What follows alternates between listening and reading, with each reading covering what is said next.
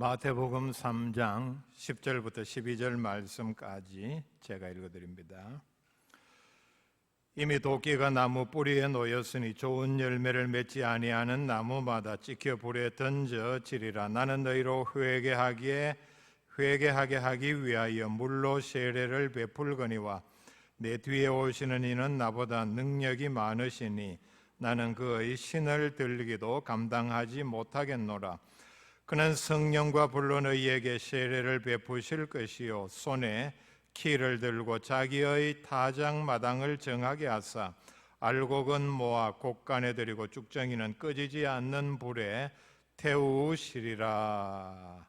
세상 끝날에 예수님께서 하시는 심판은 그 당시 사람들이 누구나 다 알고 있는 타작마당의 키질과 같다 말씀을 했습니다. 여러분, 키질, 화면에 저 그림 보이시죠? 저런 게 제가 어릴 때만 해도 시골에 집집마다 다 있었는데 끝에 이렇게 양손으로 쥐고 곡식 1차 이삭에서 떨은 나달을 거기에 보면은 쭉정이도 그 다음에 그 콩 같으면은 껍데기도 섞여 있고 다른 칩들도 섞여 있어서 구분하기 위해서 이렇게 곡식을 다른 것과 담고 이렇게 흔들면은 약간 바람이 불 때에 바람에 의해서 가벼운 것들은 다 날아가고 계속해서 알곡만 또 무게가 있는 그런 충실한 알곡만 밑으로 모여서 알곡과 쭉정이를 구분하는 그런 농기구입니다. 그리고 어느 지역이나 쭉정이는 그리고 지푸라기 같은 것은 나중에 다 불에 태웁니다. 이런 광경은 어릴 때 시골에서 흔히 볼 수 있는 광경입니다. 추수를 마치면은 이게 이제 이런 걸로 작업을 하면 시간이 오래 걸렸습니다. 바람이 불지 않으면은 어떤 집에서는 대형 선풍기를 이용해서 그게 전기가 연결되지 않았기 때문에 페달로 이렇게 밟아서 하는 것까지 제가 시골에 있을 때 봤습니다. 나중에 다 이 작업을 끝내고 난 다음에 보면은 거의 정확하게 알곡만 모여 있는 모습을 볼 수 있었습니다. 참 신기하죠. 아주 원시적인 도구를 써서 가장 원시적인 방법으로 이렇게 가려내는데도 알곡과 쭉정이를 정확하게 구분을 했습니다. 추수 마지막 순서에서 키질을 해야 하는 이유는 바로 알곡과 쭉정이를 구분하기 위해서입니다. 어떤 곡식이든 같은 이삭에서 떨은 그런 나달들이라도 다 똑같지를 않습니다. 벼도 보리, 밀, 그 다음에 콩도, 옥수수도 그렇죠. 옥수수가 같은 자루에서 이렇게 나중에 떨어질 때 보면은 튼튼한 그런 충실한 알곡도 있고 그렇지 않은 그런 나달도 있습니다. 이런 걸 구분하기 위해서 마지막에 반드시 키질을 해야 합니다. 이 키질은 지금도 합니다. 대형 트럭만한 콤바인, 이 수확할 때 그 광경을 보면은 굉장히 큽니다. 근데 밭에 뭐 콩밭이든 옥수수밭이든 그 다음에 밀이나 또 벼가 심겨진 밭이든 지나갈 때 보면은 제일 앞에서 그것을 베면은 그게 기계 안으로 들어가면서 기계 안에서 모든 걸 다 떨어서 지피라든지 껍데기 같은 것은 잘게 썰어서 그냥 밭으로 그대로 거름으로 내보내고 나중에 마지막에 보면은 알곡만 포대에 담겨서 그 포대가 박음질까지 돼가지고 이렇게 땅에 가지런히 떨어져서 정리가 되는 모습을 봅니다. 키질은 언제 일어나느냐? 기계 안에서 강제적으로 모터를 돌리는지 아니면은 이렇게 채로 치는지는 모르지만은 하여간 매우 짧은 시간 안에 이런 모든 작업이 다 일어납니다. 어릴 때 이 벼를 베는 모습을 보면은 저도 벼를 많이 베봤습니다만은 작업이 굉장히 길죠. 벼를 베면은 한 줄로 이렇게 일단은 말립니다. 말려서 며칠 지나면 다시 가서 단을 묶습니다. 단을 묶어서 집으로 가지고 들어와서 탈곡기로 타작을 하고 다시 이걸 키질을 해서 알곡과 쭉정이를 이렇게 분리하는 매우 긴 과정, 여러 복잡한 과정을 겪었는데 요즘은 이렇게 기계로 편리하게 한꺼번에 모든 것이 다 끝나는 모습을 봅니다.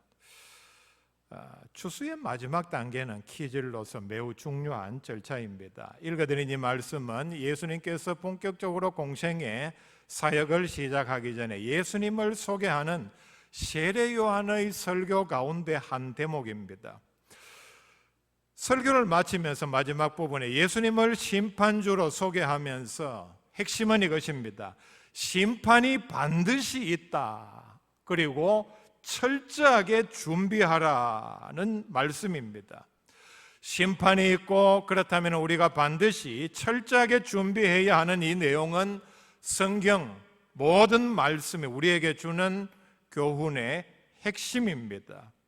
여러분, 성경을 읽으면서 말씀을 들으면서 또 말씀을 전하면서 가장 중요한 이 부분을 놓쳤다면 수박 겉핥기 한 셈입니다.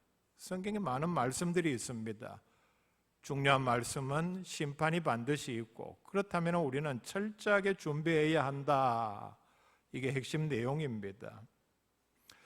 왜 이걸 강조하느냐? 중요한 만큼 준비하지 못하면 매우 치명적이기 때문에 당황하지 않기 위해서입니다. 심판이 반드시 있는데 심판 때에 그걸 몰라서 준비하지 못해서 당황한다면 성경을 많이 읽고 연구하고 알았음에도 교회 열심히 다녔음에도 준비하지 않은 사람에게 그 충격이 얼마나 크겠습니까? 또 하나는 실패하지 않게 하기 위해서입니다. 여러분, 인생 모든 일에 성공했다 할지라도 사실 힘들죠. 사업에, 건강에, 가정에, 자녀를 양육하는 일에, 또 이웃을 향하는 모든 사업이라든지 이런 모든 일에 성공했다 할지라도 심판에 준비가 되지 않아서 실패했다면 그것만큼 어리석고 후회스러운 일이 어디 있겠습니까?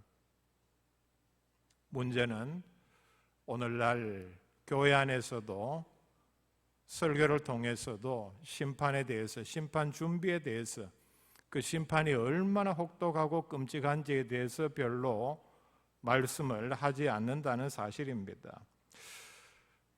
우리가 인생을 살아가면서 길게는 10년, 20년 뒤에 또는 1년 뒤에, 한 달 뒤에 또는 그 하루의 일도 얼마나 준비를 하고 대비를 합니까? 예를 들어서 일기예보를 예를 들어 봅시다.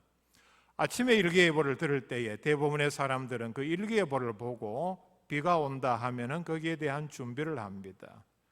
예를 들어서 아침에 비가 많이 온다면은 출근해야 하는 사람들은 조금 일찍 나서고 비 때문에 길이 막힌다든지 차 속도가 줄어드니까 그런 대비를 하고 또 농사를 짓거나 또 다른 일들을 하는 사람들은 더 주의를 기울이고 대비를 해야 합니다.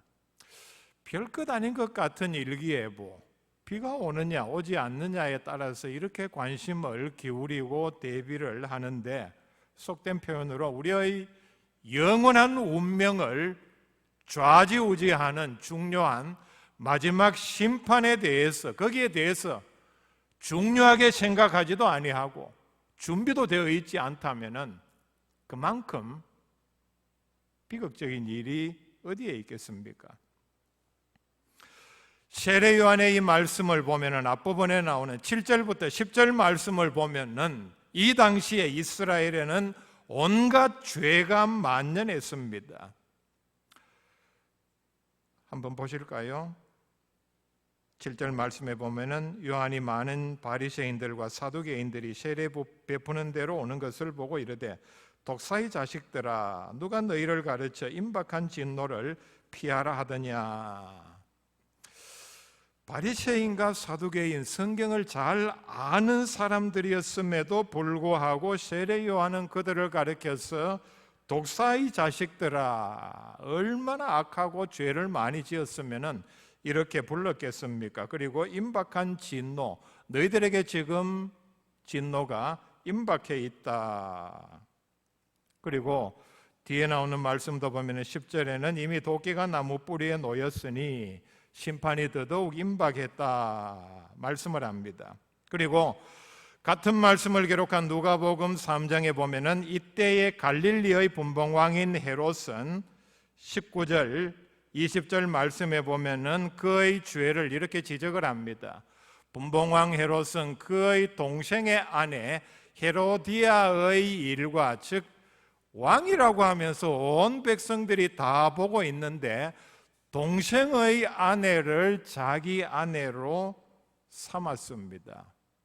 백성들이 뭐라고 말했겠습니까? 여기서 그치지 않습니다.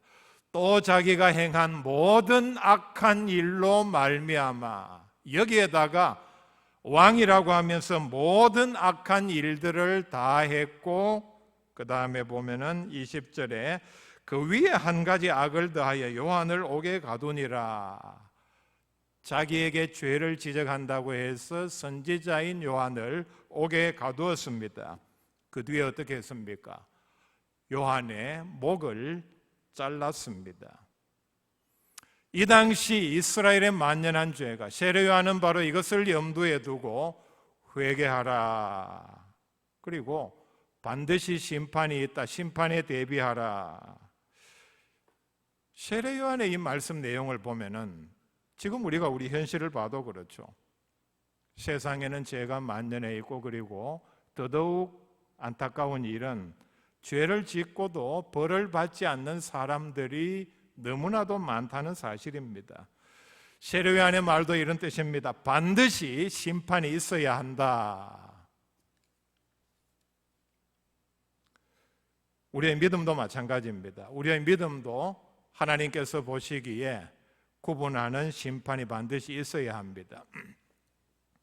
겉으로는 알곡같이 보인다 할지라도 쭉정이 같은 믿음이 얼마든지 있기 때문입니다. 부모의 믿음이 좋다고, 또는 오래 믿었다고, 교회 직분이 어떠어떠하다고, 과거에 어떤 교회에 충성과 봉사를 많이 했다고, 성경을 많이 안다고, 특별한 나쁜 일을 하지 않는다고, 교회 출석 잘한다고 우리는 흔히 그 사람 믿음이 좋다 평가하는 경향이 있습니다. 이것은 어디까지나 겉만 보고 잘 모르는 사람들이 피상적으로 내리는 판단입니다. 사람은 모르지만은 예수님의 기질에 쭉정이로 드러날 믿음들이 분명히 있다 말씀을 합니다. 성경에도 그런 말씀들이 있죠. 죽은 믿음, 구원받지 못하는 믿음, 이런 믿음들입니다.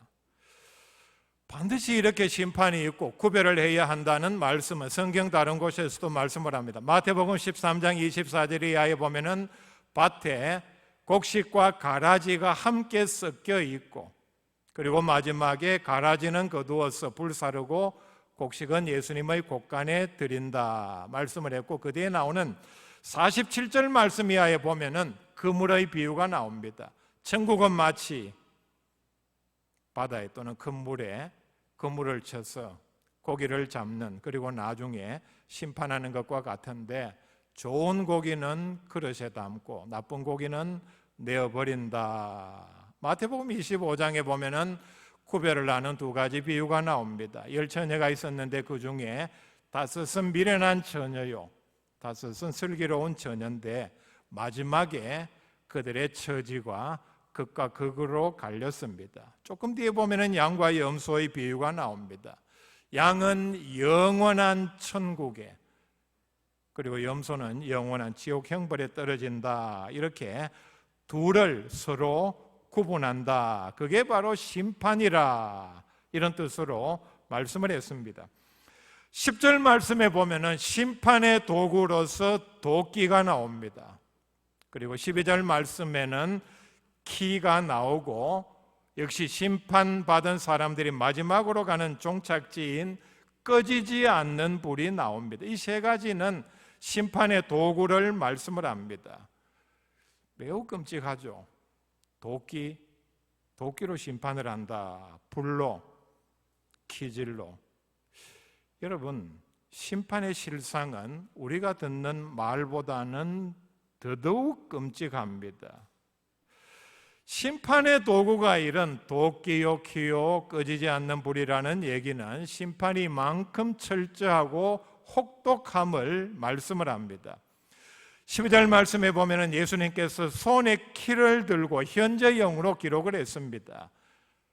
예수님께서 지금 손에 키를 들고 심판이 임박했다는 뜻입니다.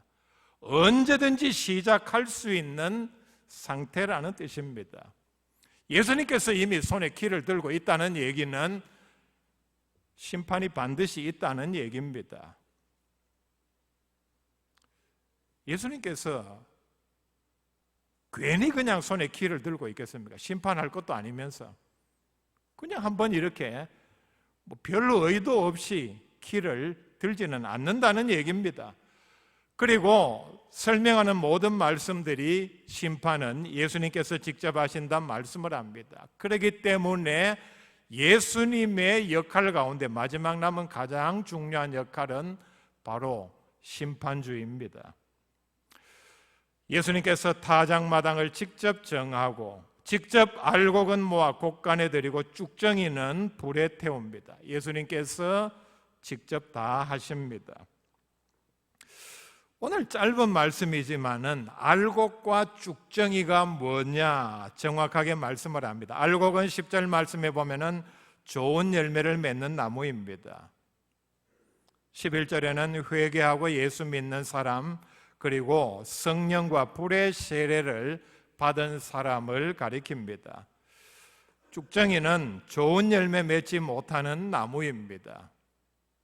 좋은 열매 맺지 못하는 나무는 다 쭉정이입니다. 우리가 심각하게 받아들여야 합니다. 그 다음에 보면은 11절에 회개하지 아니하고 예수 믿지 않는 사람이 쭉정이요 성령과 불 세례를 받지 못한 사람들이 바로 쭉정이입니다. 우리가 이 세상에서 보면은 쭉정이의 두드러진 특징은 하나님도 없고 심판도 없다고 생각하는 사람들입니다. 심판이 없으니까 없다고 믿으니까 당연히 심판받을 준비가 되어 있지 않은 사람들이죠. 심판이 없다고 생각하는 사람들이니까 하나님을 조롱하듯 온갖 악한 일을 다 합니다. 이게 바로 쭉정이의 대표적인 특징입니다. 사람들 앞에서는 온갖 선행을 다 합니다. 잘 보이고 인정받고 칭찬받기 위해서 또는 표를 얻기 위해서 무슨 인권을 앞세우고 양심을 앞세우면서 온갖 선행을 다 하지만은 하나님께서 보시기에 마치 하나님을 조롱하듯 하나님이 어디 있냐? 웃기는 소리 하지 마라. 나는 내 마음대로 한다. 하나님 보시기에 온갖 악한 일을 다 합니다.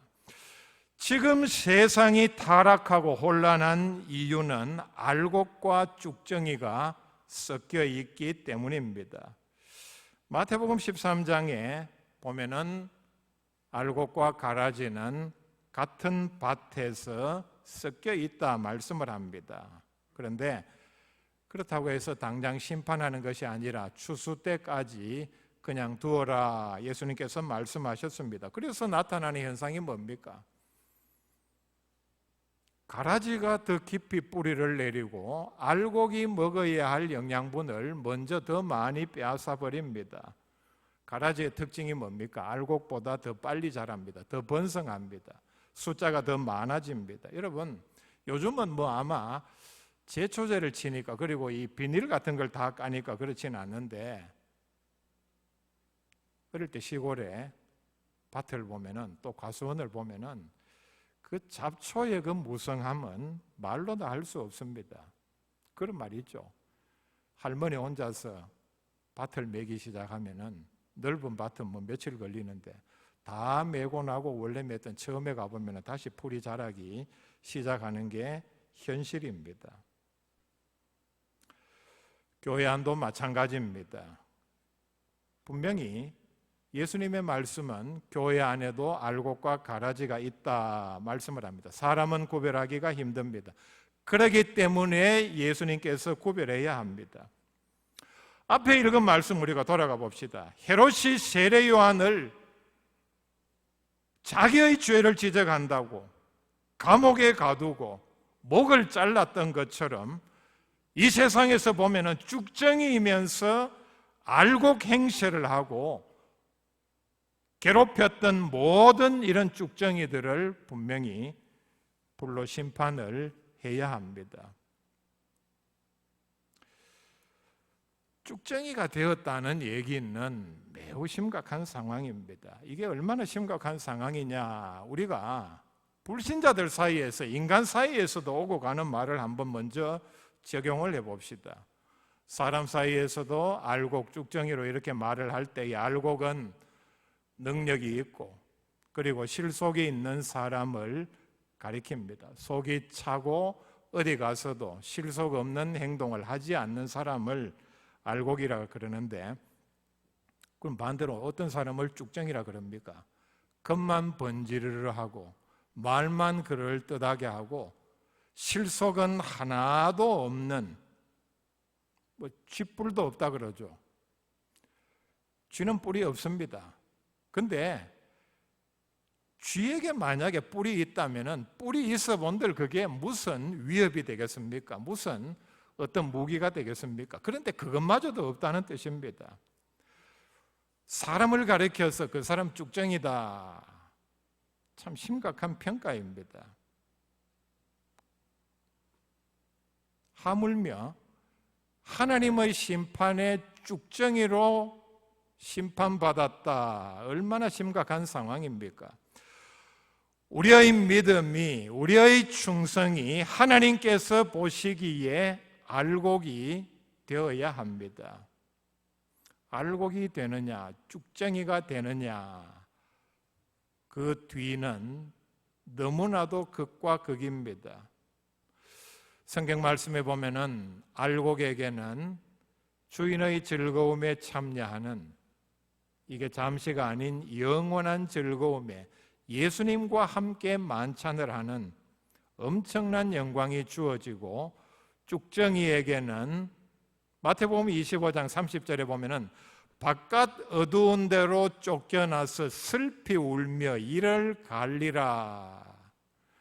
쫓겨난 게 얼마나 억울하고 분하면은 영원토록 이를 갈겠습니까? 누가복음 16장 24절에는 지옥에 떨어진 부자의 한탄이 이렇게 나옵니다. 내가 이 불꽃 가운데서 괴로워하나이다. 여러분, 이 상황을 상상하고 이 상황을 피할 수 있기를 바랍니다. 코로나19가 진행 중입니다. 많은 전문가들의 얘기는 언제 끝날지 모릅니다. 끝날 수 있을지 의문이라는 얘기도 많이 옵니다. 내가 이 숫자를 확인하기 위해서 아침에 잠깐 그 CNN인가 이렇게 들어보니까 미국에서는 사망자가 14만 6천 명인가 이렇게 나왔습니다. 거기에 비하면 우리나라는 굉장히 선방을 하고 있는 중이죠. 코로나는 성경이 말하는 심판 또는 키질 또는 환난은 절대로 아닙니다. 여러분, 이 정도 가지고 하나님께서 이 땅에 내린 심판이다, 아니면은 우리가 정말 믿음이 있는지 없는지를 구분하는 키질이요 환난이라고 할 수 있겠습니까? 그런데 저뿐만 아니라 많은 목사님들의 얘기를 들어보면은 그게 아님에도 불구하고 이게 환난과 심판의 역할을 이미 하고 있지는 않는지 그런 생각이 살짝 듭니다. 절대로 아니기를 바랍니다.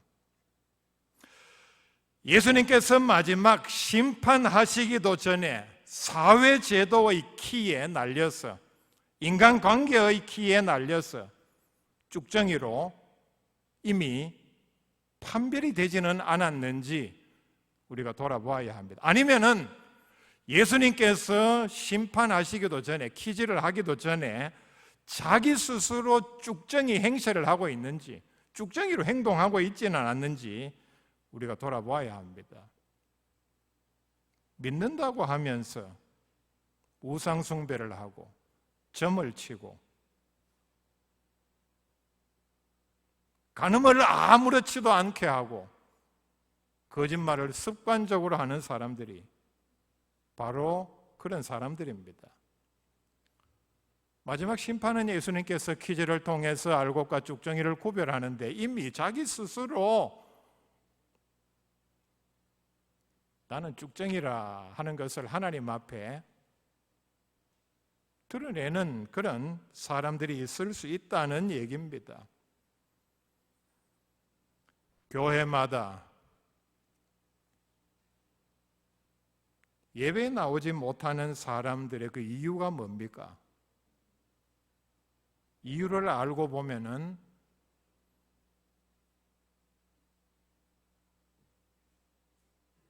참 뭐합니다. 탐욕의 기질에 게으름 또는 사람들의 눈치를 본다고, 이건 기질도 아니죠. 이런 키에 날려서 떨어지는 쭉정이가 말세 교회에 얼마나 많은지 우리가 돌아보아야 합니다. 12절 뒷부분 말씀 한번 보시기를 바랍니다. 쭉정이는 꺼지지 않는 불에 태우시리라 말씀을 합니다. 꺼지지 않는 불이라 말씀을 합니다. 쭉정이를 태우는 이 불은 우리가 시골에서 흔히 보는 쭉정이 태우는 불은 아닙니다. 쭉정이는 불이 빨리 붙고 빨리 꺼집니다. 절대로 이렇게 생각해서는 되지 않습니다. 꺼지지 않는 불이라 분명히 말씀을 합니다. 한번 붙으면 쭉정이를 태우기 시작하면 그 불은 영원히 꺼지지를 않습니다. 쭉정이는, 악인은 지옥에서 한번 타서 마치 쭉정이처럼 잠깐 타서 없어지지를 않는다는 말씀을 합니다. 영원히 탄다. 악인들을, 쭉정이들을 영원히 태운다 분명히 말씀을 합니다. 마태복음 25장 41절에 저주를 받은 자들아 나를 떠나 마귀와 그 사자들을 위하여 예비된 영원한 불에 들어가라. 이 말이 뭡니까? 너는 거기 가서 영원히 불타라 라는 뜻입니다. 여러분, 많은 사람들이, 신학자들까지도 이 심판에 대해서 오해를 합니다. 분명한 것은 심판은 절대로 사랑의 하나님, 자비의 하나님, 은혜의 예수님이 아니라는 사실입니다. 심판은 매우 엄정하고 혹독합니다. 지옥을 교도소로 생각해서는 되지 않습니다. 우리나라에 이렇게 범죄자가 많은 이유가, 이 사회에서는 이 재판 받을 때는 뭐 온 세상이 떠들썩하고 난리고 시간이 지나면서 재판하는데 몇 년 걸리죠. 징역 20년 정도 받으면은 한 10년 정도, 제가 알기로는 한 10년 정도 그냥 살고 나옵니다. 왜? 그 사람 20년 다 살리면은 새로 죄 지은 사람들 다 들여보낼 수가 없으니까 좀 살면 또 내보냅니다. 지옥은 절대로 만기 출소가 없습니다. 감형도 없습니다. 한번 들어가면은 꺼지지 아니하고 영원히 타는 곳이, 고통을 당하는 곳이 바로 지옥입니다. 아무리 악한 영혼도 지옥에서 불타 없어지지를 않습니다. 영원히 벌을 받는다는 얘기입니다. 성경에서 이 말씀을 많이 하는 것은 또 세례 요한이 특별히 예수님의 사역 전에 예수님 소개를 심판주로 심판의 방법을 이렇게 구체적으로 설명하는 이유는 심판을 알고 그리고 미리 대비하라는 말씀입니다. 예수님의 키에서 알곡으로 구별되는 복된 그리스도인들 다 될 수 있기를 바랍니다. 기도드립시다. 하나님 아버지, 하나님의 말씀을 통해서 우리에게 주신 말씀, 예수님의 마지막 심판, 키즈를 통해서 알곡과 쭉정이를 구분하고 그리고 쭉정이는 꺼지지 않는 불에서 영원히 탄다는 이 귀한 말씀이 바로 우리를 위한 말씀, 우리로 하여금 알고 철저히 준비하게 하는 말씀으로 믿고 받아들이는 복된 백성들 다 되게 하여 주시옵소서. 우리 가운데 한 사람도 준비하지 못해서 두려워하거나 비참한 자리에 떨어지는 사람들이 없도록 하나님께서 함께 하셔서 우리의 지혜 지식뿐만 아니라 우리의 삶을 통해서도 깨어있는 복된 백성들 다 되게 하여 주시옵소서. 예수님의 이름으로 기도하옵나이다. 아멘.